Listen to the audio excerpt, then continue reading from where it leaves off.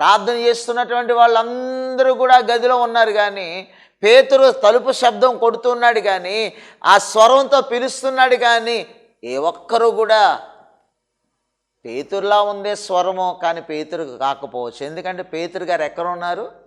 చెరసాల్లో ఉన్నారు. ప్రార్థన చేస్తున్నారు, మంచిదే. మన ప్రార్థన దేవుని సన్నిధికి వెళ్ళింది, ఆ ప్రార్థన ద్వారా అద్భుతం జరిగింది అని వాళ్ళు నమ్మలేకపోతున్నారు, విశ్వసించలేకపోతున్నారు. పేతురు ఆ ఇంటి ఎదుట, ఆ తలుపు బయట, ఆ తలవాకిట తలుపు తడుతున్నాడన్న విషయం ఒక్క చిన్నదైన రోదె మాత్రమే గుర్తించగలిగింది. వెళ్ళి చెప్తుంటే రోదె అంటుంది, అక్క ఆంటీ పేతురు గారు వచ్చారు, తలుపు తడుతున్నారు అంటే, లేదు లేదు పేతురు కాదు, నువ్వు పిచ్చిదానివి. పేతురు ఎక్కడున్నాడో తెలుసా? ఈ రోజున మనం ఎందుకు ప్రార్థన చేస్తున్నామో తెలుసా? చెరసాల్లో ఉన్న పేతురు రావటం కష్టం.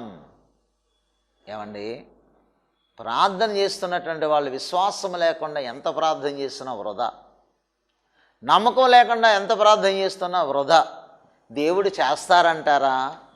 దేవుడు నా మొర వింటాడంటారా?